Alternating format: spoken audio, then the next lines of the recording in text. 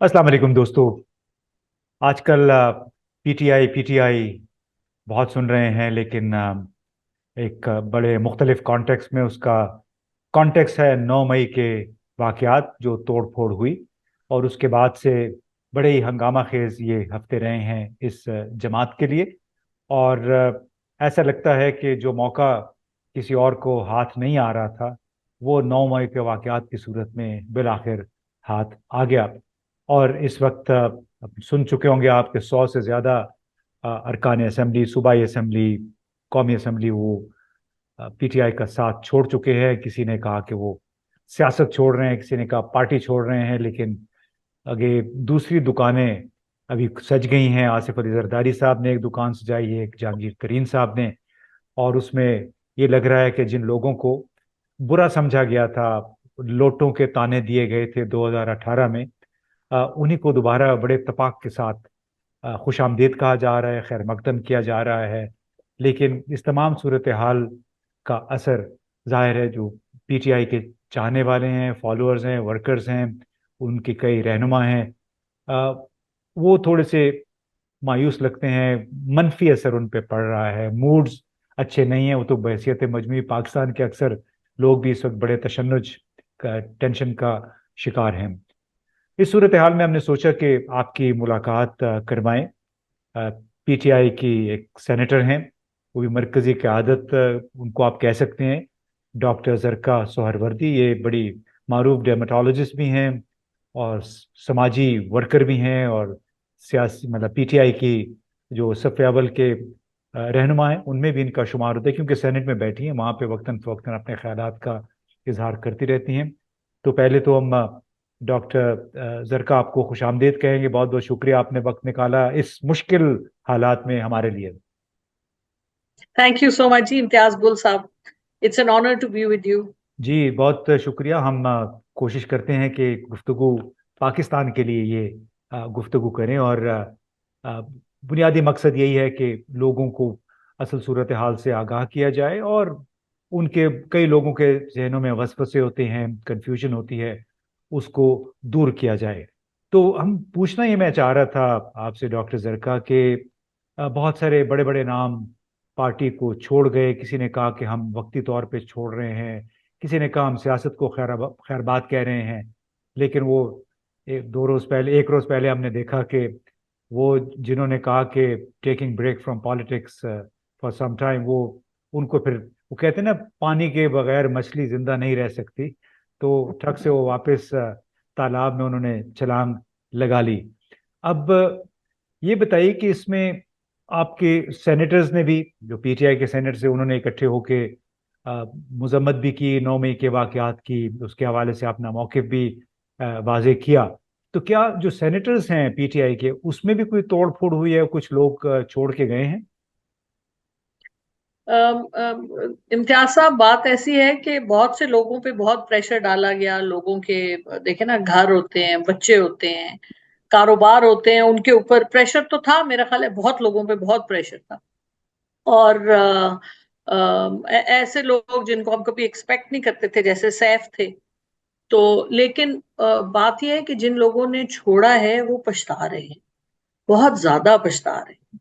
और वो वापस हमारे साथ खड़े होना चाहते हैं, क्योंकि उनको अंदाजा हो गया है कि इस वक्त अवाम का जो रुझान है वो तहरीक इंसाफ की तरफ है। और इमरान खान साहब, Tehreek Insaf is synonymous to Imran Khan साहब, और इमरान खान इज तहरीक इंसाफ।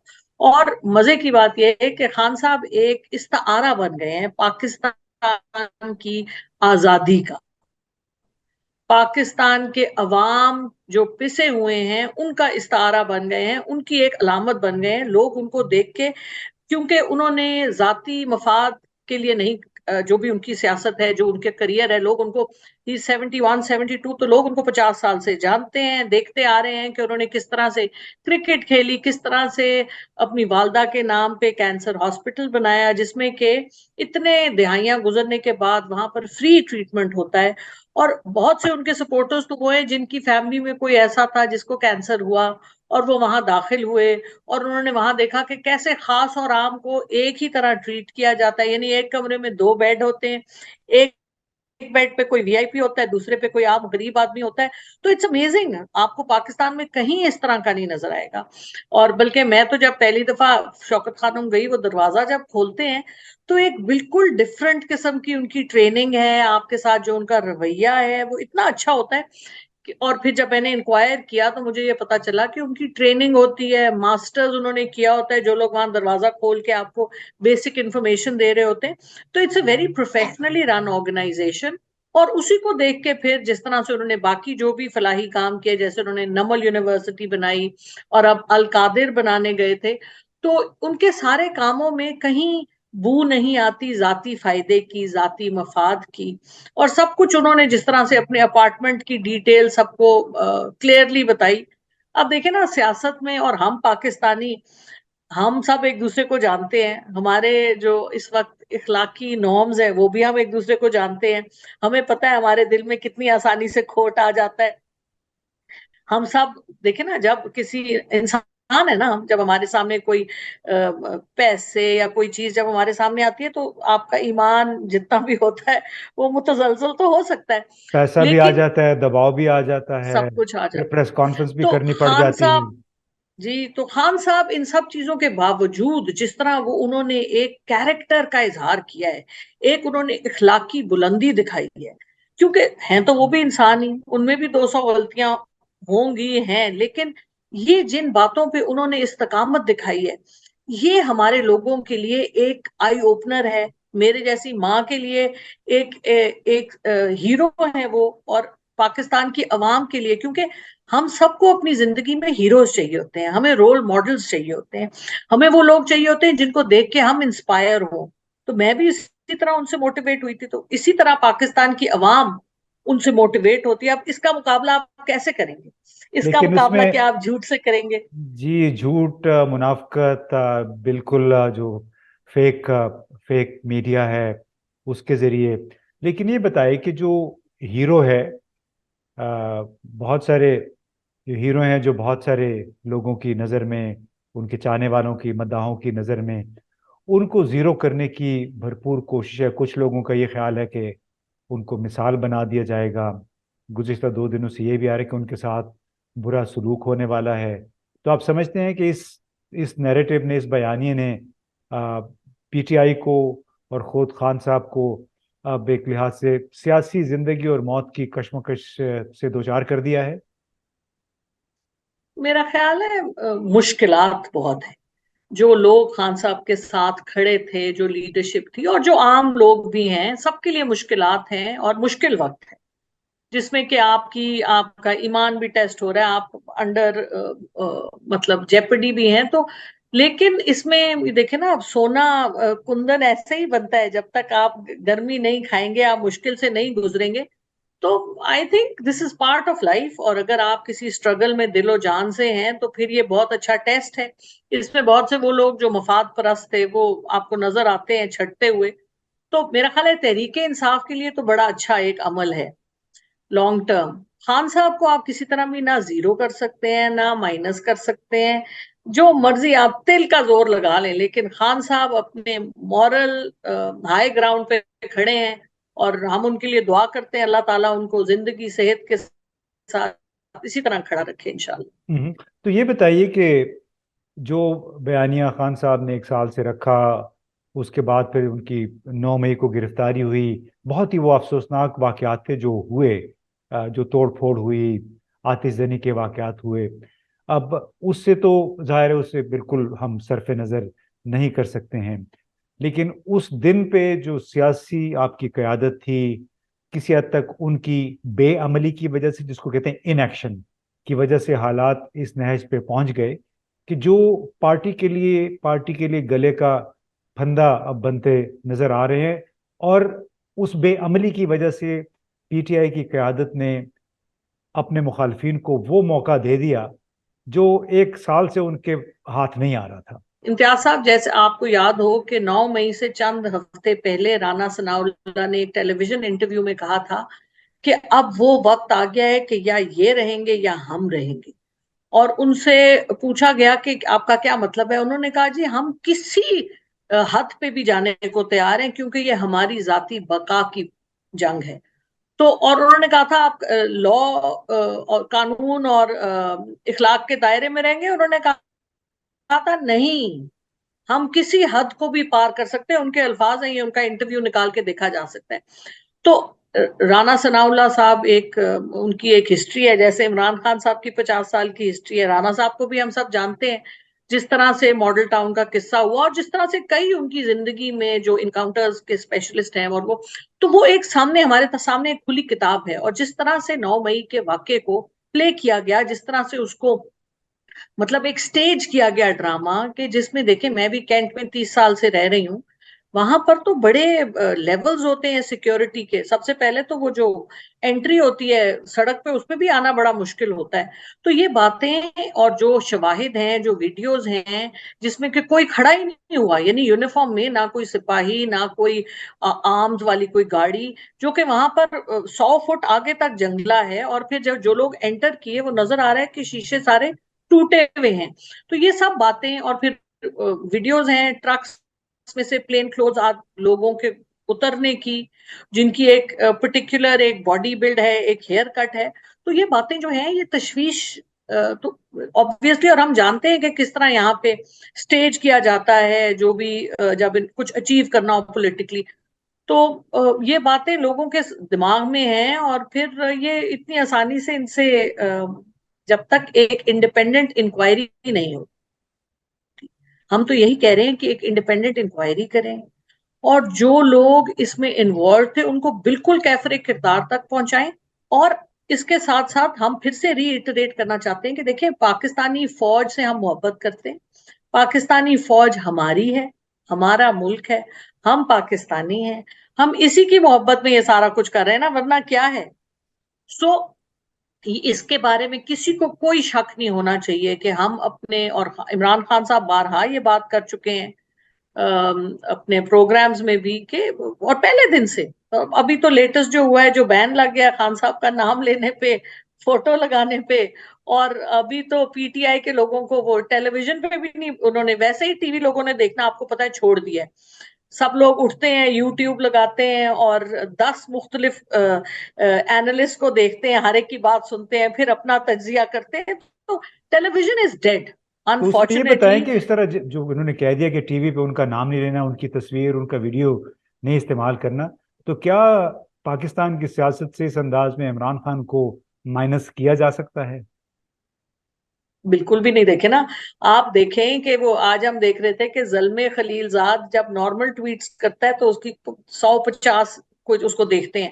جب وہ عمران خان کا نام ٹویٹ میں لیتا ہے تو وہ ہزاروں لاکھوں پہ پہنچ جاتی ہے. سملرلی جو ہمارے یہ لیڈرز ہیں پی ڈی ایم کے، وہ خود تقریر کرتے ہیں، کوئی ان کی بات نہیں سنتا. جب وہ عمران خان صاحب کا نام لیتے ہیں تو اس کے ہی ہیز بیکم اے نیم. اور اب تو انٹرنیشنلی انہوں نے یہ فائدہ کیا عمران خان صاحب کا، ہماری پی ڈی ایم کی گورنمنٹ نے، کہ دنیا میں ان کا جتنا نام تھا اس کو 10 گنا بڑھا دیا. اب آپ دیکھیں نا، ہیومن رائٹس واچ کا کل کا اعلامیہ آیا ہے، ہنا جلانی صاحبہ نے بھی اس کے بارے میں بات کی ہے.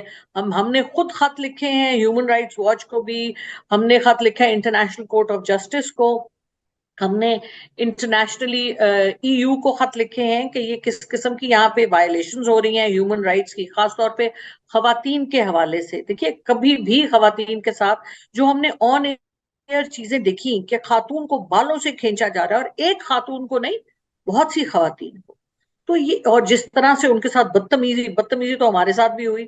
جو پکڑ دھکڑ میں جس طرح وہ آپ کو مارتے ہیں، جہاں ان کا ڈنڈا لگ جائے. تو وہ کچھ اور پھر ویڈیوز تو جس ہیں طرح اس میں انہوں نے مرد خواتین کو. کچھ ویڈیوز تو ہیں اس میں مرد پولیس والے خواتین کو گاڑیوں میں اٹھا اٹھا کے پھینک رہے ہیں. اور ابھی جو رانا ثناء اللہ کی ابھی لیٹسٹ پریس کانفرنس تھی، جس میں انہوں نے کہا کہ خواتین کے حوالے سے کہ کوئی ریپ کی بات کی، کوئی مرڈر کی بات کی. تو اور اس کو جب انویسٹیگیٹ ہم نے کیا تو ہم نے کوٹ لکھپت اور یہاں پر جب پوچھا کہ جی کتنی خواتین ہیں، تو منڈے کو انہوں نے ہمیں کہا کہ 350 خواتین کوٹ لکھپت کی جیل میں. اس کے اگلے دن انہوں نے کہا کہ نہیں جی، سی ایم صاحب جو اس وقت بالکل بھی انلیگل سی ایم ہے، انہوں نے فرمایا کہ 35 خواتین ہیں. اس کے بعد آئی جی صاحب آئے، انہوں نے کہا جی یہ تو 17 خواتین ہیں. اس کے بعد وہ 17 13 ہو گئی اور اب 10 ہو گئی. تو اور پھر شناخت پریڈ، اچھا یہ بڑی انٹرسٹنگ بات جو انہوں نے 13 کی جو لسٹ دی اس میں شناخت پریڈ کے لیے گئے ہوئے. جی شناخت پریڈ تو 5 منٹ کا کام ہے، یہ کیا مطلب ہے گئے ہوئے؟ مطلب کسی اور ملک بھیجا ہے شناخت پریڈ کے لیے؟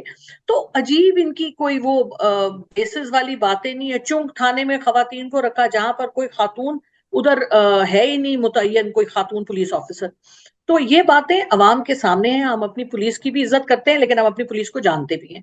تو چلیے یہ ہم ان بتائیے. چاہتے ہیں کہ وہ بھی جی جی نہیں، بالکل آپ نے صحیح کہا کہ بلکہ ہم سب پاکستان کے عوام تو اس پولیس کو بہت اچھی طرح جانتے ہیں. خاص طور پہ پنجاب کی پولیس تو ماشاءاللہ انتہائی دیانتدار اور بڑی رحم دل ہے.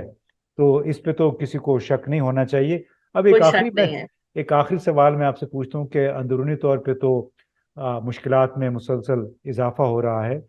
تو اگر آپ بین الاقوامی طور پہ دیکھیں اور بلاک سیاست کو آپ سامنے رکھیں جس کو جیو پالیٹکس کہتے ہیں، جس کی وجہ سے پاکستان پہ اور عمران خان کی حکومت میں یہ سارا عذاب آیا، اس کو سامنے رکھتے ہوئے آپ سمجھتی ہیں کہ جو Amnesty International, Human Rights Watch, ان سب کی جو بات چیت ہے، ایڈوکیسی ہے، وہ پارٹی کے لیے کسی حد تک مددگار ثابت ہو سکتی ہے ایک ایسی صورتحال میں جبکہ بین الاقوامی طور پہ جو بڑے ممالک ہیں انہوں نے خاموشی اختیار کر رکھی ہے اپنے مخصوص مفادات اور اپنی مخصوص کنسیڈریشنز کی وجہ سے؟ اس وقت جس طرح سے جی ملٹی پولر دنیا بننے کو جا رہی ہے، کیمپس ڈیوائیڈ ہو گئے ہیں، رشیا، چائنا، ٹرکی، سعودی عربیہ، ایران.